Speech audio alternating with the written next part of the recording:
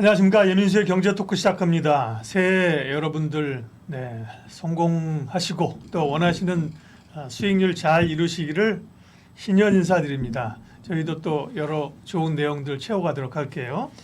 새해 첫 손님은 레몬리서치 김민수 대표님 함께합니다. 어서 오십시오. 네, 안녕하십니까. 새해 복 많이 받으십시오. 새해 복 많이 받으십시오. 네, 새해 돈 되는 정보 주식 좀 알려주십시오. 네, 새해 첫날에 이렇게 불러주셔서 너무 영광입니다.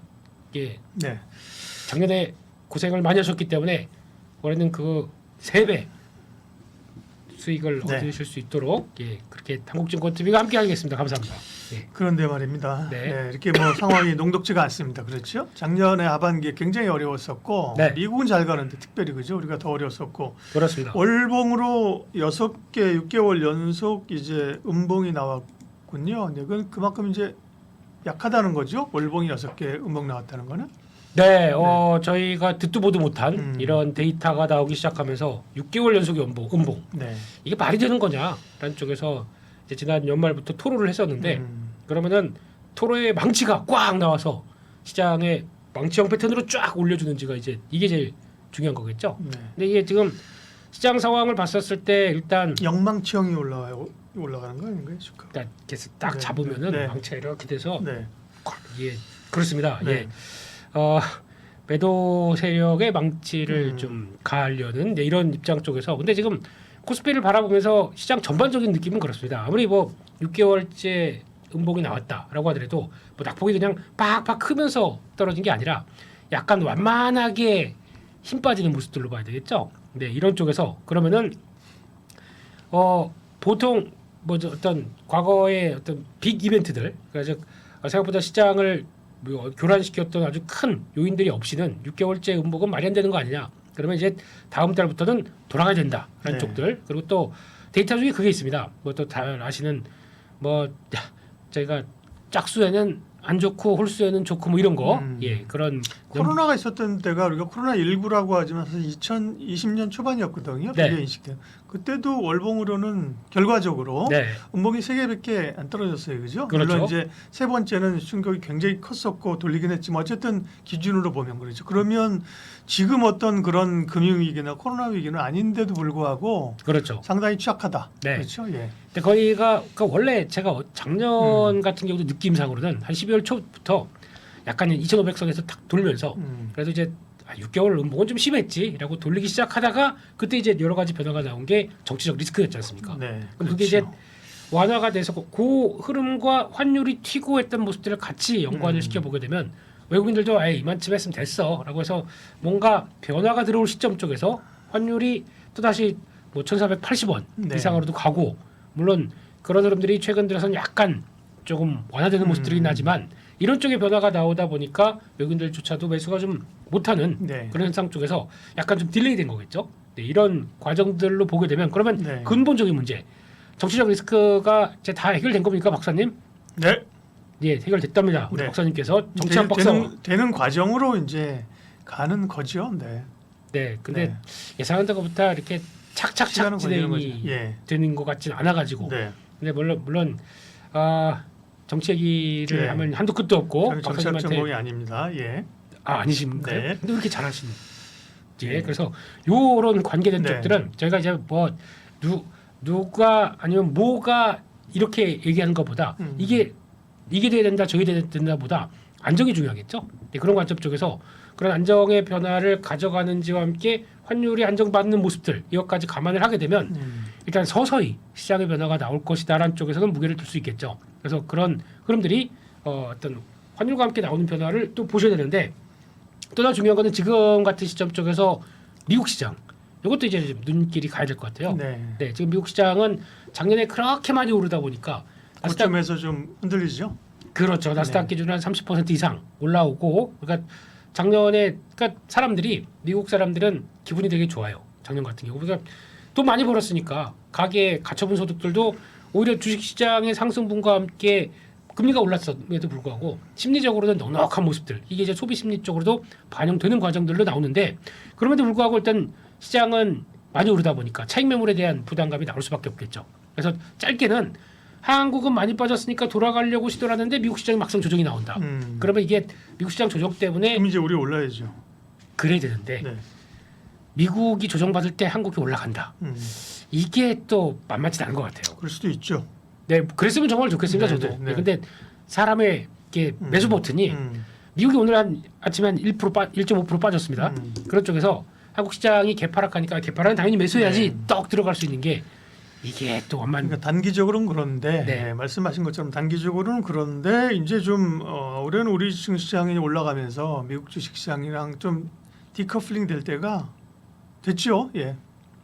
그렇게 네. 몰아가야 되는 갑니다. 거죠. 예. 네, 그렇게 가는 건데 중요한 거는 그렇게 되기 위해서 이제 그래도 가장 중요한 게 우호적인 매크로 지표가 제일 중요할 것 같습니다. 그렇죠. 네, 그렇게 되면은 달러가 꺾이는 시점과 그리고 또 금리가 4.6가 있으면은 미국도 마찬가지고 저희도 바라보는 게 뭔가 부담스럽죠. 그러다 보니까 시장에서도 그러니까 뭐 무슨 코스닥 쪽에서도 종목들의 움직임들이 약간 바이오가 못 가고 2차전지가 못 가고 약간 주춤하면서 네. 다른 섹터들이 좀 더 강하다는 얘기는 아무래도 금리의 눈치를 볼 수밖에 없다는 것들도 하나의 반증이라고 봐야 될 것 같습니다. 종목 장세가 막 움직여도 네. 그래서 그런 쪽으로 보게 되면 매크로 지표의 완화가 나오면서 한국 증시도 이제 달러 강세가 꺾이면서 원화의 강세가 같이 오는 모습들 이것도 같이 연결을 시켜 본다라고 하게 되면 이것도 하나 좀 올 한 해 특히 이제 상반기 쪽에서 네. 계속 체크해야 될 요인들이 아닌가 싶습니다. 금리는 지금은 좀 부담스럽죠, 그죠? 네. 부담스럽다는 거는 생각만큼 못 내려가니까 시장이. 그런데 한편으로 보면 경기가 좋으니까 네, 금리를 덜 내려도 되는 거고요. 경기는 우리는 안 좋고 미국은 뭐 상당히 좋고요, 그죠? 네, 매크로 지표 말씀하셨으니까 물가는 조금 디스인플레이션이 되고 있는데 네. 최근에 유가는 안정인데 가스값이 그렇게 올라요, 그죠? 이런 것들이 조금 물가를 자극할 가능성도 미국의 또 관세 이런 것 때문에 영향이 조금 있어 보입니다, 그렇죠? 그런데 네. 아마 지금은 이제 겨울이고 또 날씨에 따라서 영향을 많이 받다 보니까 LNG 가격들이 뭐 오랜만에 한 4달러 때까지 올라오기 시작하면서 시장에서 또 여러 에너지 가격들에 대한 변화 얘기는 나온다고 하더라도 게다가 또 지금 우크라이나가 러시아 쪽 그 가스관을 이제 전달하는 역할을 안 하겠다라는 쪽으로 그러니까 라인이 되게 많습니다.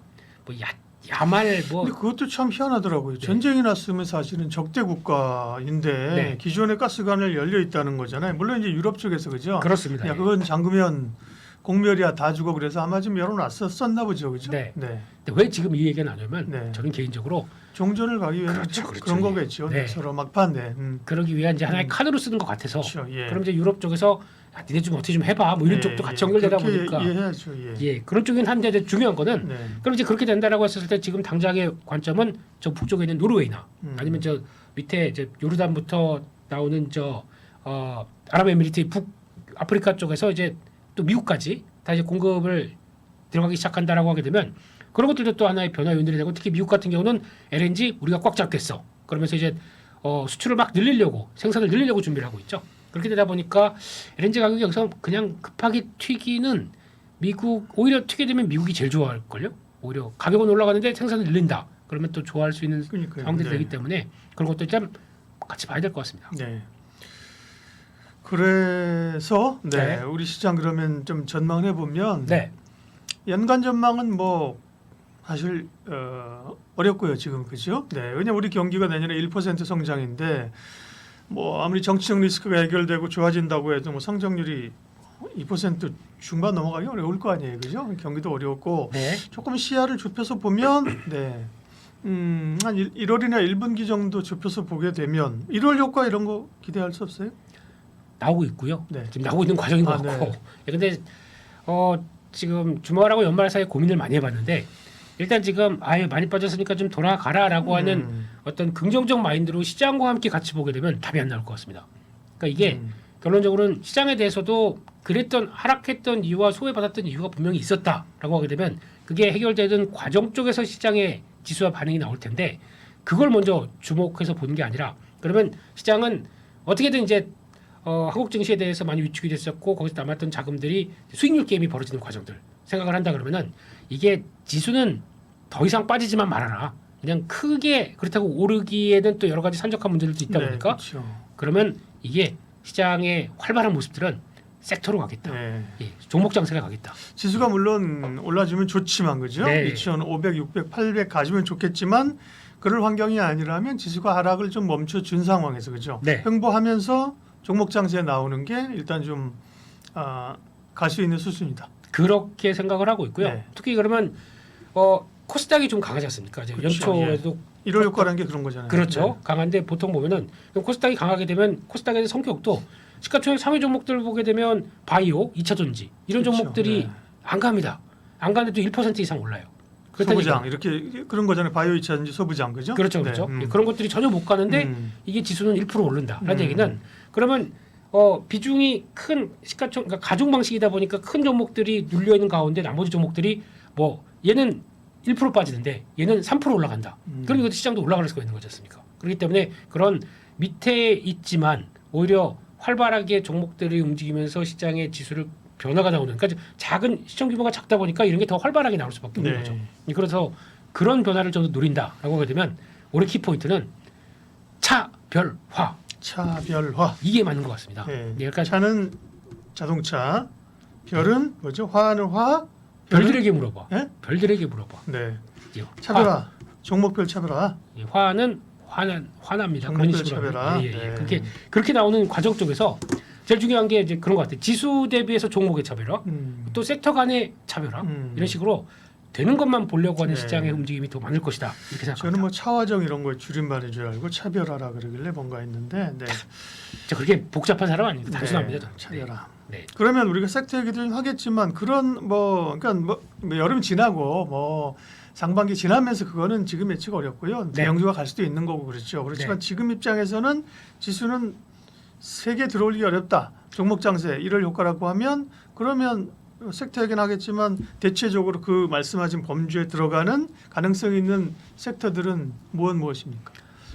일단 지금 그 한쪽에서 그래도 작년에 강했지만 그러니까 은근하게 좀 시장을 끌어올리는 요인 쪽에서 대표적인 게 그런 거죠. 그러니까 일단 원화가 약세로 가다 보니까 수출이 좀 되긴 되는데 수출 쪽에서 그러니까 그러면 수출 잘 되니까 수출주라고 하게 되면 자동차는 왜 안 가? 이렇게 얘기를 할 수 있지 않습니까? 근데 그런 그 가장 근저에 깔릴 내용들은 이게 그러니까 수출이 같이 확대가 되면서 거기에 피해 효과가 나와야 되거든요.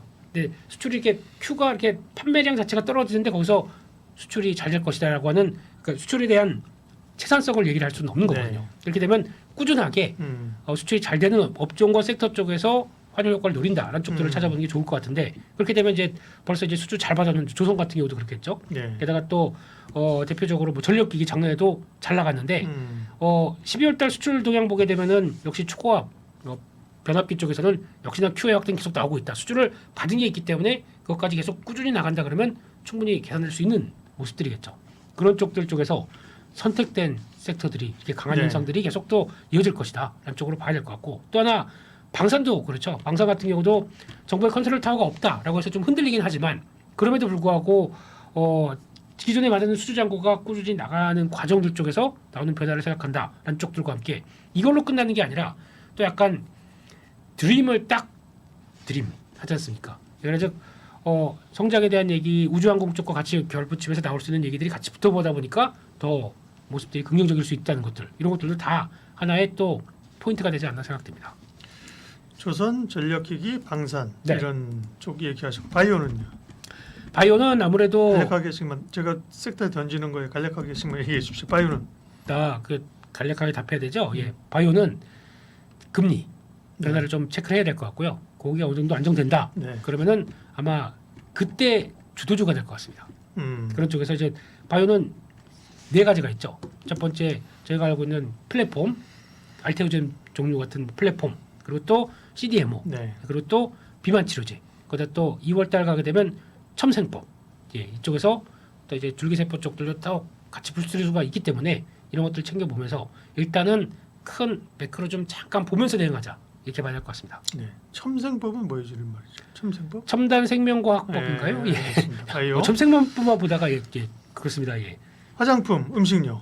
다 괜찮죠. 근데 이쪽도 그러니까 확인되는 쪽만 볼 것 같습니다. 네. 화장품 같은 경우도 옛날처럼 뭐 모든 섹터들의 종목들이 다 가는 게 아니라 음. 일단 저희가 많이 바라본 게 아마존 헬스앤뷰티 이런 쪽에서 성과 내고 있고 꾸준히 실적 좋아지고 있고 그러다고 설비 투자했고 네. 그런 관점 쪽에서 이런 QA 확대가 나올 수 있는데 거기다 되는 것들 특히 가장 많이 보는 게 뭐 제닉 같은 경우도 그렇고요. 바이오던스에 이제 공급하면서 나오는 확산세 그리고 거기다가 또 요즘 보니까 펌테코리아 이런 것 같은 경우도 물론 이제 피델리티가 투자를 했긴 했지만 그래도 앞으로 보여주는 관점들은 그래도 그거 아닙니까? 네. 청바지 파는 회사지 않습니까?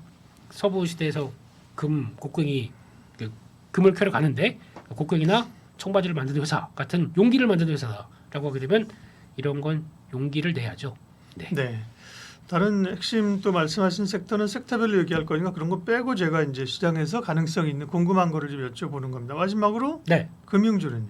금융주는 연초에는 좀 금융주는 부담이 있죠. 원래 이제 배당 매수 이런 게 이제 좀 매도가 나오잖아요. 그런데 요즘은 금융주가 이제 분기 배당으로 바뀌어서 네. 한 번에 집중되는 이런 쪽들은 조금 네. 줄어들었는데 이제 증권주나 보험주는 그런 종목들이 아직까지는 있죠. 음. 근데 분기 배당의 측면으로 보게 되면 배당에 대한 부담은 그렇게 크게 나오진 않을 건데 지금 보니까 금리는 한국이 떨어집니다.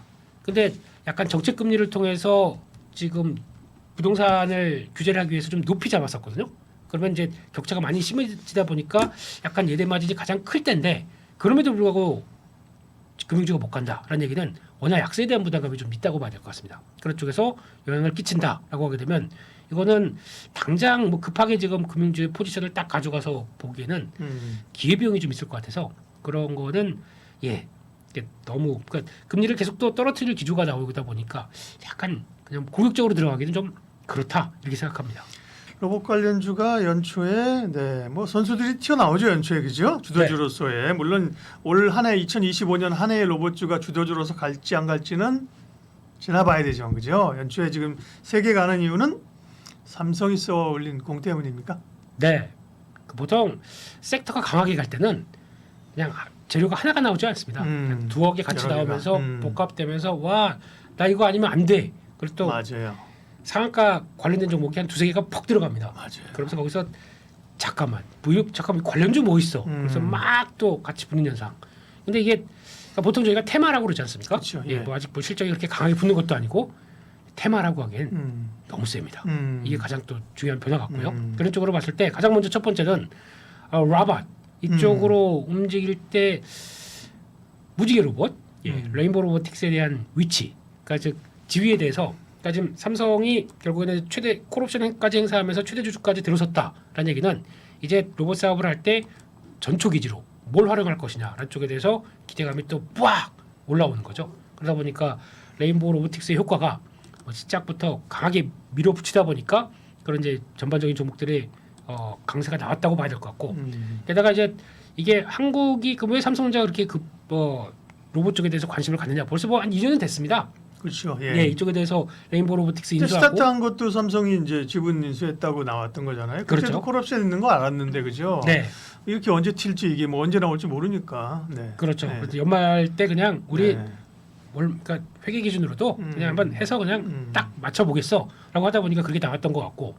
그래서 더 중요한 거는 이제 또 AI 시대라는 건 누구나 다 알지 않습니까? 그러니까 AI 시대가 들어왔는데 그런 쪽에서 AI를 잘하는 인프라로 또 잘 해놓는 업체들이 과연 다음은 먹거리가 뭐라고 했었을 때 가장 먼저 튀어나온 게 이제 로봇이지 않습니까? 그게 이제 엔비디아도 우리 다음 먹거리는 로봇 이런 쪽으로 나오고 특히 그러면서 뭘 이제 공개를 해주기 시작해요, 보여주기 시작합니다. 그래서 한때 이게 원래 이번에 GGC인가 그때 처음으로 엔비디아가 그 로봇 관련된 쪽에 대한 전략들을 얘기했을 때 그때는 별로 안 움직였습니다. 네. 근데 지금 왜 움직이냐면은 이제 엔비디아가 약간 좀 실적도 이제 많이 좀 올라온 상황 쪽에서 네. 이제 더 수익성을 다변화시키게 아니냐라는 쪽에서 로봇 쪽을 계속 건드리다 보니까 그게 또 자극이 된다고 봐야 되겠죠. 게다가 또 중요한 거는 그렇게 됐었을 때 나왔던 이제 제슨 토르 이게 젠슨 황 선생님의 이름을 비슷하게 따서 제슨 그렇게 네. 나오기 시작하는데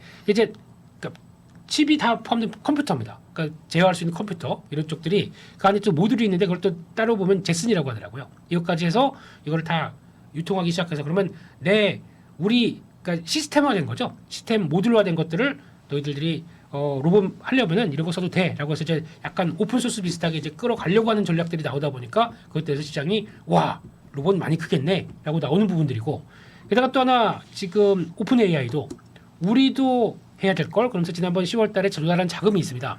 한 5조 한 6조 가까이 되는 자금이 있는데 그 자금을 가지고 그 중에서 똘똘한 회사 로봇 관련된 회사 인수할 거야라고 하다 보니까 기대감이 또 팍 올라가는 모습들이죠. 게다가 테슬라는 끝판왕이죠. 이제 테슬라는 기다려. 나 조금만 있으면은 이제 얼마를 원하십니까? 로봇 한 대 들여놓으실 때 얼마를 원하십니까? 그런데 최종적으로 2년 뒤에 가게 되면 그러니까 지금 2026년도 상용화로 대량 생산을 통해서 사용화로 나올 거로 그 옵티머스가 나올 걸로 보여지고 있고 그 뒤에 한 1년 정도 더 기다리면은 2만 달러. 그러면 우리나라 돈으로 한 3천만 원쯤 되겠죠. 네. 3천만 원이 안 되겠죠. 그런 쪽에서 자네 로봇 하나 들여놓을 생각 없는가? 그러면서 데리고 다니는 자동차 로봇들. 값이네. 자동차 중형차도 이제 안 되지 않습니까? 좀 중형차도 요즘에 한 네. 4, 5천 되지 않습니까? 네. 그러니까 그렇게 됐었을 때 그 정도도 너가 데려다니면서 네가 하고 싶은 일 시킬 수 있어. 이렇게 나오다 보니까 기대감이 갑자기 팍 올라온 모습들이죠. 근데 여기서 중요한 게 우리나라와 또 이제 해외에서 보는 차이, 그러니까 글로벌에서 접근한 차이가 좀 있습니다. 우리나라는 아직까지도 휴머노이드 로봇이라고 하는 이족 보행 로봇에 대한 관심이 일단 크긴 큰데 아직 기술력은 솔직히 못 따라와 있습니다. 한국의 이족 보행 로봇 쪽은 여전히 그러니까 그동안에 레인보우 로보틱스나 몇몇 회사들 보여주는 로봇을 보게 되면 팔까지는 여기까지 상반신은 로봇의 형태를 갖추는데 예. 밑에는 바퀴가 달려 있습니다. 예. 그렇다는 얘기는 이게 그러면 계단이나 아니면 어떤 특수한 환경에 가게 되면은 이거 못 움직이는 거 아닙니까? 그렇기 때문에는 사람과 똑같은 형태를 취해서 동작과 함께 모든 장애물들을 다 같이 피해서 나올 수 있겠다라고 하게 되면 그 차이가 일단 가장 피지컬적으로 큰 거죠. 그런 쪽에서 한국은 아직까지도 일단 협동 로봇에 대해서 관심이 많습니다. 그렇죠. 왜냐하면 대한민국은 작업 시에 보조해주는. 그렇습니다. 대한민국은 이제 65세 이상이 전 인구의 20%를 차지할 정도로 초고령 사회입니다. 그렇게 되면은 이제 점점 더 인력들이 떨어질 텐데 그를 또 산업계가 그럼 갑자기 늙어지는 걸 대비하기 위해서 이런 협동 로봇을 통해서 자동화를 더 빨리 가속화를 시켜야 된다라는 쪽에서 이에 대한 관심들이 더 높아지는 부분들이죠. 그렇다 보니 여전히 협동 로봇과 관련된 쪽들을 더 많이 챙기고, 그러니까 요즘에 강한 종목들의 특징이 그쪽이 좀 더 강하긴 합니다. 그러니까 레이노보 로보틱스도 물론 다 한다고 하는데 처음부터 이쪽 로봇을 연구했던 뭐 휴보 관련된 카이스트 교수님이 만들었다고 하지만 일단 그쪽에 대한 기술력보다 지금은 아직은 그게 확장이 못 되고 있는 관점 쪽에서 시장은 이족 보행 로봇인 휴머노이드 로봇을 보고 있습니다. 왜 그러냐면은 네. 이게 그러니까 결국은 로봇이라고 하게 되면 AI가 이제 저희가 보통 보게 되면 AI가 막 이제 열심히 훈련하기 시작하고 추론을 내리는 과정 쪽에서 저희가 보는 거는 그냥 어딘가 뭐 저기 소프트웨어에서 뭐 왔다 갔다 하면서 결론을 이렇게 딱 보여주는 요 정도로 보지 않습니까?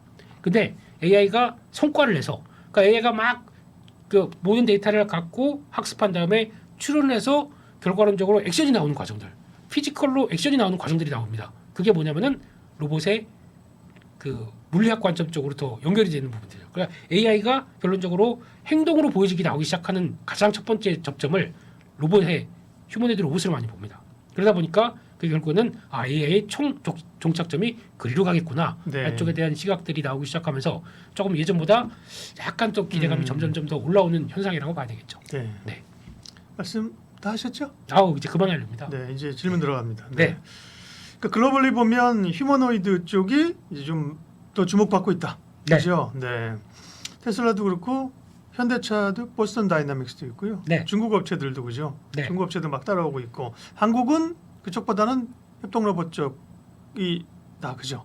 그쪽이 더 네. 신경을 더 그쪽으로 쓰고 있습니다. 네. 그러면 협동 로봇과 관련된 우리 업체 가운데서는 뭐 레인보우 로보틱스는 얘기 나오면서 상한가 들어갔고요. 네. SPB 테크도 뭐 상한가 서너 개 있네요, 그죠? 네. 말씀하신 로봇도 뭐 원래 이제 SPG 이런 거 옛날에 그 여기 뭐라 그랬죠? 관절 감속기요. 감속기, 네. 아니, 네. 감속기 생각이 안 나네. 네. 어쨌든 또 그런 로봇 관련 가운데 지금 말씀하신 포커스를 협동 로봇으로 본다 함은 네. 어떤 기업들입니까?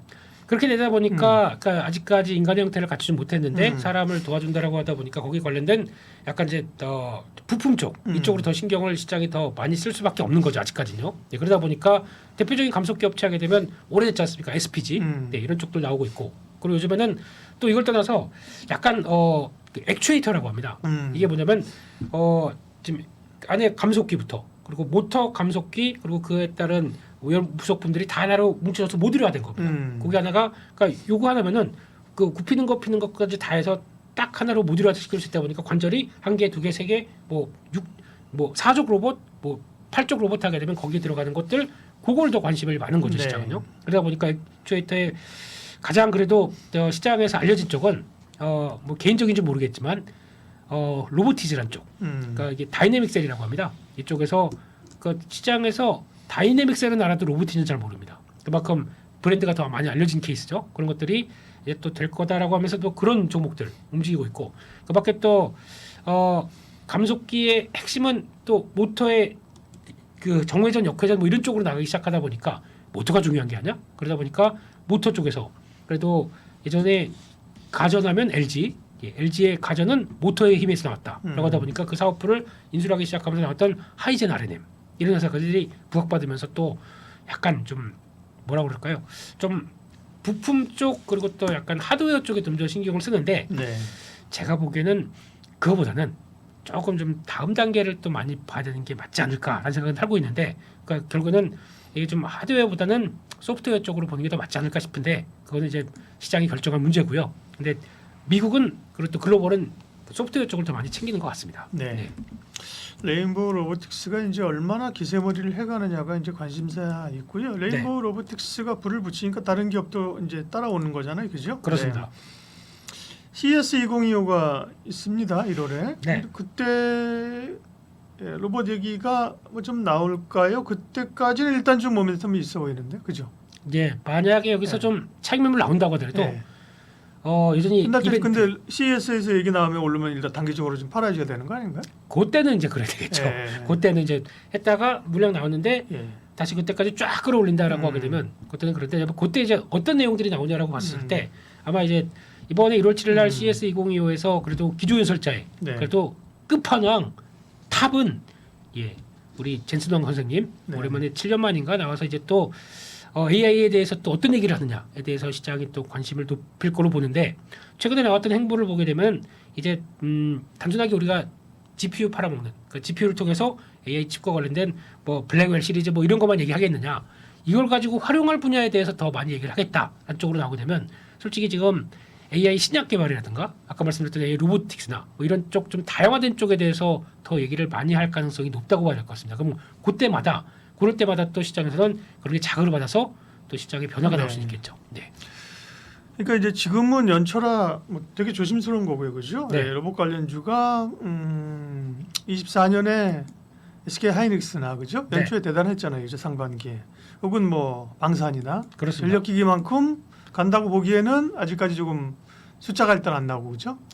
그러니까 만약에 여기서 네. 이게 진짜 올해 좀 강한 섹터로 이렇게 네. 쫙 자리를 잡아서 올해 한 해 내내 올타임 하이로 강하려고 한다면은 뭔가 숫자가 조금만 좀 받쳐줬으면 그러려면 좋겠어요. 이제 로봇 관련해서 대형주들이 숫자가 나가면서 가져야지 이제 가는 거죠, 그죠? 예를 들면 저도 네. 잘 모르겠는데 두산 로보틱스 같은 경우도 아마 그때 상장하면서 흑자 전환 시점을 뭐 얘기를 했을 거예요. 맞습니다. 25년인지 26년인지 모르겠지만 그죠? 이런 쪽이 뭔가 어쨌든 시총이 가장 큰 거는 두산이란 말이에요, 그죠? 네. 이런 쪽이 뭔가 숫자가 나오면서 가지고 뒤가 따라오는 거죠. 네. 그러면 이제 하나의 정말 제대로 된 섹터 형성에서 가는 거잖아요, 그죠? 맞습니다. 그러기까지는 조금 확인해야 될 것이 있는 것이 아닌가. 그렇죠. 그러니까 만약에 요게 그러면은 진짜 흑자 전환 시점 분기별로라도 뭔가 변화가 나오기 시작하는 걸 본다라고 하게 되면 제가 실적 발표 때는 이렇게 또 보긴 보겠죠.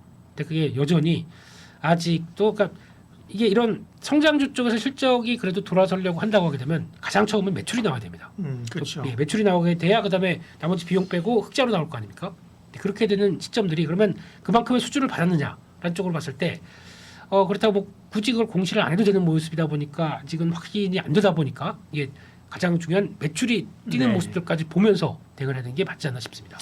로봇도 한때 뭐 이제 우리가 로봇 얘기 굉장히 많이 했죠. 네. 13년 그러니까 두산 로보틱스 같은 경우 상장해서 올라갔던 것이 물 드십시오. 네. 네, 괜찮습니다. 예. 상장해서 올라갔던 것이 네. 23년 네, 하반기에 아주 뭐 엄청나게 올랐던 그런 경험들이 있고요. 상장원데 23년 10월에 상장해서 연말에 아주 엄청 올랐으니까. 그렇습니다. 예. 로봇도 뭐 집에 로봇 한 대 놓으세요부터 해서 청소 로봇, 뭐 협동 로봇, 닭 튀기는 로봇, 뭐 커피 끓여주는 커피 뭐죠? 내려주는 로봇 엄청 많았다가 네, AI에 사실 좀 밀렸지 않습니까? 그죠? 그렇죠. 관심이. 네, 근데 지금은 AI가 이제 워낙 떴고 로봇이 오는데 그러면 로봇이랑 AI랑 접목된 게 있으면 좋겠네. 그러가는 거네, 그죠? 그게 이제 지금 네. 시장에서 바라보다 보니까 네. 글로벌 쪽 이제 그쪽을 많이 바라볼 것 같습니다. 예. 근데 한국은 아직까지는 음. 거기 조금 많이 약하다 보니까 그러니까 결국은 끝판왕은 휴머노이드죠. 네. 근데 한국은 거기에 기술력은 그 정도까지 내밀 건 아직 없고, 근데 네. 물론 모르겠습니다. 중간에 하다가 테슬라에 몰이 납품하는 로봇 업체들 없나? 그런 게 있긴 있는데, 근데 그런 쪽들이 이제 약간 뭐 납품한다는 네. 뉘앙스를 가지고 강한 것들은 이제 한계는 좀 보여주겠죠. 그런 건 이제 예. 같은 테마라고 봐야 될 것 같은데, 그걸 통해서 완전히 실적이 확 턴하는 모습들까지 보여준다. 그럼 그게 이제 시장에서 먹혀주느냐? 근데 시장은 이런 테마는 꿈을 더 막 주는 걸 더 원할 겁니다. 네, 네. 그렇죠. 꿈을 먹고 가는 거죠. 주도주로서의 가능성이 매우 높은 조선주 이야기를 하겠습니다.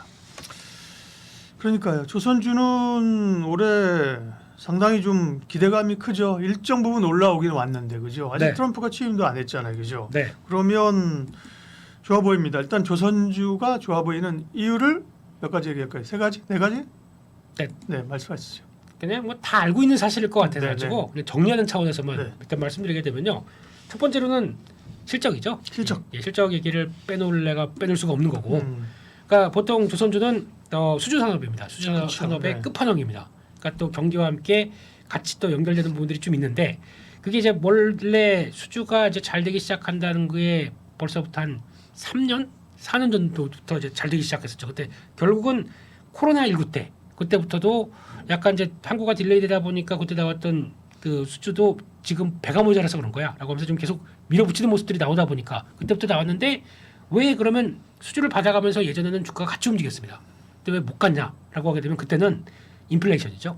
그러니까 인건비 오르고 후판 가격 오르고 뭐든지 다 오르다 보니까 이거 그때 그 맞춰서 수주한 것들은 이게 더 빠르게 올라오다 보니까 계속 적자를 보는 거죠. 수주를 해서 그 진행이 된다고 하더라도 배 만드는 과정 쪽에서 오히려 적자였다라는 쪽들이 이제 인플레이션 효과가 이렇게 꺾이기 시작하면서 이제 가격은 신주전선까지 계속 올라가고 있고 네. 그러다 보니까 이게 적정하게 나오기 시작하면서 실적이 본격적으로 반영되기 시작하는 시기가 들어왔다라고 하다 보니까 그때부터 본격적으로 강하게 움직이는 게 지금의 현상이다라고 보는 게 첫 번째로 봐야 될 거고요. 그러면 이제 이게 계속 그때 받았던 그러니까 인플레이션 효과가 이제 완만하게 나오기 시작하면서 실적들이 반영되게 되면 이제 앞으로는 연간 실적이나 뭐 분기 실적도 계속 레벨업이 될 것이다라는 관점들 여기에 플러스 이제 환율 효과 같은 경우는 두 번째로 많이 얘기를 하는데 솔직히 환율 효과는 그렇게 크게는 없습니다. 왜냐하면 보통 환 해지를 하거든요. 은행이 상대방으로 해서 네. 예 하다 보니까 한 80% 가까이는 거의 환율이 고정됐다고 보시면 돼요. 떨어지거나 오르거나 그죠? 그렇습니다. 네. 예. 근데 그 중에 20% 정도는 그래도 원환이 그러니까 원화 약세로 갔었을 때 그 실적에 대한 부분들의 민감도는 조금 더 올라가다 보니까 그에 따라서 기대감은 더 열려 있다라고 보는 게 맞을 것 같고요. 세 번째로는 그럼 세 번째로 넘어가 있나요? 실적. 두 번째 환율. 환율. 그다음에 세 번째는 약간 이제 좀 내러티브한 것들도 좀 내러티브. 내러티브. 네, 네. 발음이 제가 영어는 내러티브. 예.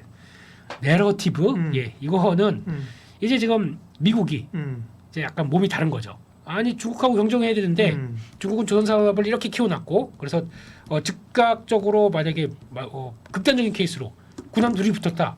근데 같이 부서졌는데 미국은 군함 돌아가서 수리할 데가 없다. 근데 중국은 가서 바로바로 수리해가지고 또 딱 대기하고 있다. 그러면 안 되는 거 아닙니까? 그러다 보니까 군함도 많이 노후화됐고 그런 쪽에서 약간 MRO 쪽들을 더 챙겨가는데 그러면 잘 만드는 쪽과 동맹과 손을 잡아야 된다라고 하는데 일본이 떠오르지만 일본은 노후화된 지가 좀 오래됐고요. 약간 원천 기술밖에 없는 쪽으로 이제 많이 바뀌었죠. 그러다 보니까 한국이 동맹 쪽에서는 탑 그러다 보니까 손을 내밀었다는 표현 많이 쓰면서 이제 미국과 함께 관계들. 근데 이게 여기서 끝나는 게 아니라 미국이 또 하나 전략적으로 보는 것 중에 하나가 이제 아까도 잠깐 말씀드렸지만 에너지를 그러니까 취임하고 나서 바로 11개인가 행정명령을 바로 한다고 했습니다. 행정명령에 사인을 한다고 했습니다. 그 중에 들어가 있는 게 그 LNG 관련된 그 에너지 관련된 쪽에서 원유, LNG 쪽에서 시추, 채굴 관련된 쪽에 그러면 수출을 하려고 할 거고. 그렇죠. 수출을 하려면 비행기로 실어하느냐? 아니다. 배로 간다. 기차요. 배를 만들어야 된다. 배를 이거죠? 만들어야 되죠. 네, 네. 예. 그런 쪽에서 에너지에 대한 네.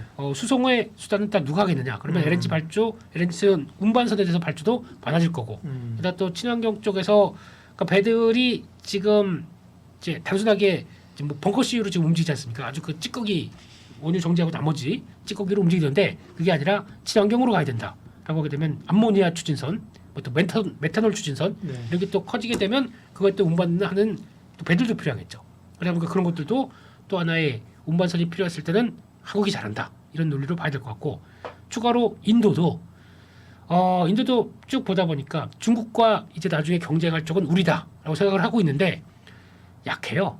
인도가 아직까지 인구 대국이긴 하지만 약간 좀 IT 그리고 또 그들이 원하는 산업 쪽은 그래도 막 올라오는 걸로 보여지는데 그러니까 이런 집약적인 산업 쪽에서 조금 떨어지는 쪽들이 아직까지는 뭐 자동차라든가 또 이제 이런 어떤 자본 집약화된 쪽들은 좀 약합니다. 그 중에 하나가 조선입니다. 그러다 보니까 국가 차원에서 2030년 가게 되면 인도도 우리 한 4위 조선을 움직이는 국가가 되기 쉽다라는 네. 쪽으로 나오다 보니까 거기서 앞으로 지금 1,500대 정도 국가가 운영하는 배가 1,500척이 있는데 2,500까지 한 앞으로가 지금 6년 안에 1,000척을 네. 더 보강을 하려고 한다. 그럼 뭐 가봐야 아는 거지만 지금 어쨌든 그 목표가 그렇다는 거니까. 그 나레티브. 내러티브, 네, 예. 그렇죠. 그런 내러티브. 쪽들도 야 다들 우리를 원하네 이런 쪽들이 또 하나 부각이 되는데 그냥 이거저거 다 빼고요. 그냥 아까 미국의 에너지 변화 그리고 또 실적 변화 두 가지만 본다고 하더라도 해볼 만한 때가 들어왔다 이렇게 봐야 될 것 같습니다. 조선주를 둘러싸고 있는 조선주의 좋은 환경들을 얘기했습니다. 좋은 환경이 많습니다. 그러니까 탄탄한 거죠. 네, 그러나 세상 만사가 다 좋은 건 없습니다. 그죠? 네. 그렇습니다. 그렇기 때문에 뭐 굳이 뭐 찾을 필요가 있는지 잘 모르겠지만 그래도 이제 왜냐하면 주식이라고 하는 게 항상 호재만 먹고 계속 가는 건 아니니까 어떤 네. 이유들로 인해서 조정을 좀 줄 수도 있고 그죠? 그렇죠. 오히려 그때가 살 수도 되는 건데 네, 반대로 조금 우리가 잘 말하지 않는 지금 조선주의 어떤 부담, 네, 악재라면 어떤 게 있을까요? 딱 하나 제일 큰 게 하나가 있습니다. 많이 올랐다? 네, 네. 그게 제일 중요합니다. 조선 쪽에서는 근데 뭐 주도주로서 이렇게 탄력 있게 갈 때야 뭐 사실 이 정도 오른 걸 가지고 끝났다고 보기 어려운 거잖아요. 2차 전지가 뭐 에코프로 이럴 때 이렇게 갈 때 보면 그죠? 그렇죠. 예. 이제 그런 약간 성장주의 개념하고 네. 이런 이제 중후장대 산업의 또 끝판왕인 조선주가 움직일 때 보통 보면은 그런 것도 있습니다. 그러니까 약간 지금 이런 종목들이 움직이면서 이제 아유 그래도 추세적으로 간다라고 본다고 하는데 무거운 종목인 만큼 단기간으로 뭐 월봉상으로 한 3개가 이렇게 쫙 올라왔다. 그러면은 부담이 갑니다. 그래서 올라가는데도 네. 그러면 이제 여기서 누가 더 비싸게 사줘야 주가가 더 올라갈 텐데 그렇죠. 지금 알고 있는 뉴스와 얘기 외에 또 플러스 알파가 더 가져되겠느냐 못 들어오게 되면 당연히 그럼 여기서 횡보하게 되면 아니 잠깐만 로봇주도 잘 갖고 모두 잘 갔는데 나 지금 갖고 있는 거 아니라 여기서 한 1,000주 갖고 있는데 300좀 팔고 그쪽에서 이따가 나중에 사면 되지 뭐 좀 떨어지면 사지 뭐라고 하는 심리가 더 강해질 거 아닙니까? 그게 또 하나의 네. 약점이 될 수 있기 때문에 조선주는 또 워낙 무거운 종목이에요. 근데 그게 이만큼까지 해서 만약에 한 또 월봉 세계로 가게 움직였다. 그러면은 차익명을 나올 때도 되는 것 같습니다. 그렇기 때문에 현대중공업 월공 3개 붙였네요. 대표적인 게 그런 거죠. 네. 네. 이거 지금 현대중공업 뭐 이런 얘기는 거의 안 나오는데 PBR이 월봉 아닌가? 잠깐만 저 주봉 잘못 봤네. 월봉 3개 붙였네요. 네. 잠깐만 현대중공업도? 현대중공업 3개. 됐나요? 예예. 네네네. 근데 십자형이다 보니까 그냥 그렇다고 쳐도 두 개인데요? 네. 2개입니다. 2개. 네, 1월 올해 건 빼고 그죠? 네, 예, 작년에 두 개네. 네. 네. 네. 2개 가지고 거의 지금 18만 원대에서 거의 30만 원대 근처까지 그렇죠. 왔으니까. 네. 네. 미포조선 같은 경우 월봉 3개를 만들어냈고요. 네. 그렇죠. 네. 그러니까 이런 쪽으로 봤었을 때 이제 세부적으로는 그런 요인들이 오른 거에 네. 대한 부담을 얼만큼 잘 음. 겪어낼 수 있겠느냐라는 쪽을 보게 되면 아무래도 지금 이제 막 여기서 그래 올해 주도주니까 따라가자라고 하기에는 조금 이제 전후좌우 보시면서 대응하는 게 더 현명한 전략이 아닌가 싶습니다. 넥스트. 네, 많이 오른 거에 대한 부담이 있고 네, 다른 제조업도 비슷하긴 해요. 막 수요가 많아. 그러면 이걸 제품을 따라가는데 기본적으로 시간이 걸립니다. 그렇죠? 그렇죠. 왜냐하면 전력기 같은 경우도 그렇고 뭐 이제 공장 부지를 사야 되고, 네, 그렇죠? 그 다음에 장비를 넣어야 되고 맞습니다. 이렇게까지 시간이 걸리는 거잖아요. 네, 그나마 뭐 그럴 수 있는데 제조업 같은 경우는 조선은 배를 지으려면 아무데나 짓는 게 아니라 바다에 그 도크가 있어야 되잖아요. 그죠? 도크. 네. 근데 이게 지금 다 찼다. 네, 그러면 예를 들면 주문해서도 못 받는 그렇죠. 수혜를 못 누릴 가능성도 있는 거 아니에요? 있는데 그걸 더 조선사들은 즐기고 있습니다. 네. 가격을 올린다. 네. 왜냐면 이게 그런데 그러면 우리 톡 다쳤으니까 저기 열심히 증설하는 중국한테 가보세요. 라고 얘기를 하게 되면 그 사람들이 가긴 가는데 어떻게 조건을 재냐면 아유 그 한국 하고 싶은데 아유 이거 시간이 안 되는데 그러면 앞으로 한 뭐 4년 뒤에 5년 뒤에 받을 배를 받겠네. 근데 그러면 그래도 가긴 가는데 조건들을 그렇게 답니다. 배는 여기서 만들지만 핵심적인 부품 엔진 이거는 한국 걸 써라. 이렇게 계약을 합니다. 그러면 여기서 만든다는 게 중국에서 중국에서 만들면서 예. 그러면은 그래야 가장 내구는 수명이 가장 큰 그리고 핵심적인 쪽은 한국 거를 엔진을 만든다라고 하게 되면 그들은 다 만들어주고 돈 버는 거는 약간 수익성이 많이 떨어질 수밖에 없겠죠. 그럼에도 불구하고 그 인민들을 놀리기 힘드니까 그러니까 계속 또 그런 노동지역적인 사업 쪽에서 계속 또 수주를 받을 수밖에 없는 거죠. 그리고 다 도크를 계속 또 늘리고 있더라고요 중국은. 근데 한국 선사들은 그 막 호황일 때 도크 늘렸다가 불황 들어오게 되면 그것도 다다시 돌아오는 설비 투자가 진행됐었을 때 나중에 불황 때는 그대로 타격을 받는 걸 알고 있기 때문에 더 안 늘립니다. 오히려 저희가 더 약은 거죠. 네. 조선주는 좋은 얘기가 많다니까요. 환경이 좋아요. 그런데 항상 투자라고 하는 게 뭐 반대를 생각해야 되기 때문에 억으로 일부러 악재 요인을 한번 끌어내서 질문을 드리는 거예요. 트럼프가 변심하면 이게 어디로 튈지 모르는 거잖아요. 갑자기 뭐 그때 전화했었는데 뭐 새해 들어가지고 뭐 조선 필요 없어. 이것도 알 테니 뭐 그러니까 방위비 올려. 이거 다 취소야. 이럴 가능성은 별로 없겠죠. 그리고 뭐 중국하고 잘 지낼 거야 우리. 이렇게 되면은 그러니까. 그렇게 생각할 가능성은 높지 않다고 보고 그죠. 그건 좀 기후네 기후. 정말. 맞습니다. 기후가 뭔지 아시죠? 기후 변화 협약을 이제 탈피를 죄송합니다. 기후입니다. 쓸데없는 걱정 기후고요. 그러면 조선주 가운데 지금 말씀하신 업황 좋다. 그러나 올라 있긴 하다, 그죠? 그럼 조선주에 대한 기본적인 전략 조정받을 때 좀 살 것이냐, 그죠? 조선주에 대한 기본 전략, 조선도 조선 배 만드는 회사가 있고 기자재가 또 있고, 그죠? 조선 타이밍적인 전략, 그 다음에 또 어떤 기업을 좋게 보시는지 관심주까지. 조선사는 다 거의 비슷합니다. 비슷한데 그 중에서 뭐 현대중공업이 세다 보니까 요즘엔 주도주다 뭐 이렇게 얘기하고 있는데 그때마다 다릅니다. 그래서 그냥 그 중에서 뭐 크게 뭐 HJ 중공업 또 뭐 요즘 많이 보시는 경우도 있는데 그런 거 빼고는 거의 비슷한 흐름으로 이어갈 것이다라고 보시면서 타이밍이 더 중요하다. 한쪽으로 보게 되면 일단 조금 고점 대비해서 한 10% 15% 정도 조정이 나오게 되면 그때부터 들어가는 게 제일 맞지 않느냐 란 쪽으로 바라보고 있고요. 근데 그 중에서 이제 조정 좀 했어. 조정 안 하고 계속 가면 어떡해? 그러면은 죄송합니다. 그러니까요. 그럴 것 때는 같지만 그렇지 않아요. 주식이 날 모르고 갈 것 같지만 조정이 온다니까요. 주식이 뒤통수를 치더라고요. 날 버리는 게 아니라. 그래서 그런 것들 보시면서 조선 기재재 쪽도 보셔야죠. 근데 지금 요즘에 부각받는 게 피팅 밸브 쪽들 이제 단순하게 LNG 선에 들어가는 뭐 본행지 쪽과 그 관련된 LNG 선을 많이 보는데 이게 이제 피팅 밸브가 또 하나 이제 미국 쪽에서 이제 LNG 수출 터미널 이런 쪽들을 또 확대가 되기 시작할 때 거기 들어가는 또 한국의 또 강점들 있다 보니까 성광밴드 많이 부각받고 하는데 그런 쪽들도 또 눌리면 계속 관심을 봐야 되는 게 맞지 않나 싶은데 개인적으로는 태광을 더 좋게 봅니다. 미국의 증가율로 보게 되면 오히려 태광이 그러니까 지금 점유율은 성광밴드가 높아서 부각을 많이 받는다고 하더라도 늘어나는 증가율은 북미 쪽으로 태광이 더 빠르게 늘어날 걸로 보여지고 있기 때문에 그런 것까지 같이 본다 그러면 뭐 둘이 비슷하긴 합니다만 그런 쪽으로 보셨으면 좋겠고요. 엔진 얘기하시죠. 엔진은 이제 최근에 많이 올랐습니다. 많이 올랐는데 개인적으로는 그냥 예전에 STX 중공업 그래서 좀 HD 현대 마린 엔진 이 회사를 이미 옛날에 얘기하셨죠. 많이 얘기 드리고 지금은 모르겠습니다. 그냥 갖고 계시면 그냥 가져가세요. 이럴 수밖에 없는 거고 조정신 이것도 아까 말씀드렸던 내용 그대로 보게 되면 핵심이 그러니까 HD 현대그룹 쪽에서 나오는 그러니까 그 배를 만들 때 엔진을 HD 현대 중공업 엔진 사업부가 다 하다가 너무 과부가 오다 보니까 하나를 인수를 해서 이제 좀 하청 물량을 또 더 주는 거 아닙니까? 그렇게 되면 증가율은 HD 현대마린 엔진 같은 경우가 훨씬 더 높아질 것이다. 그러니까 그거를 체크하는 관점들. 그래서 또 한화 엔진도 많이 보는데 저는 개인적으로 한화 엔진도 나쁘진 않게 보지만 현대마린 엔진이 훨씬 더 할 일이 더 현대그룹 쪽으로 편입돼서 할 일이 많을 것이다라고 바라보고 있습니다. 네. 네. HD 붙은 게 그죠? 네, 현대중공업 계열들이 그렇게 보면 HD 현대 지주사죠, 그죠? 여기는 상대적으로 좀 지주사다 보니까 네. 오른 게 좀 적긴 합니다만 네, 사업회사가 강하니까 HD 그룹이 강하고요. 네. 조선 기본적인 그 배 만드는 업체 가운데 그죠? 네. 그밖에 그 기자재 쪽에서는 태광, 성광밴드, 네, 그런 피팅 밸브 쪽들 네. 중요하게 보고 히팅 쪽, 네.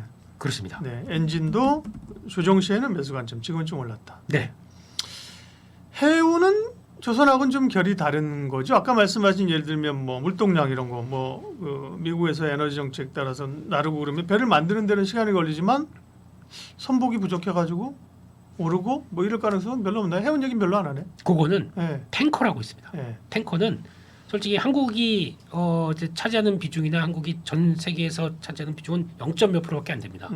그쪽은 미국의 선사 중에서 탱커 라인들을 그러니까 그 운임을 결정하고 그 같이 벌크 라인 쪽에서 그 파나마 라인하고 같이 연결돼서 받는 쪽들은 그분들이 또 계시는군요. 네. 자기들이 그 세계를 주름 잡고 있는 자들이. 네 그쪽을 챙겨보는 게 맞는데 그 네. 취임 다음에 네. 결정되기 시작하면 그때부터 보시는 게 맞을 것 같습니다. 네. 우리가 가지고 있는 주로 이제 컨선이나 볼크선 이런 쪽 해운사니까 그죠? 예. 그 말고 네. 탱커 라인들은 또 다른 네. 쪽으로도 취급합니다. 네. 네. 조선주에 대한 투자 아이디어 레몬 리서치 김민수 대표님 함께했습니다. 고맙습니다. 감사합니다.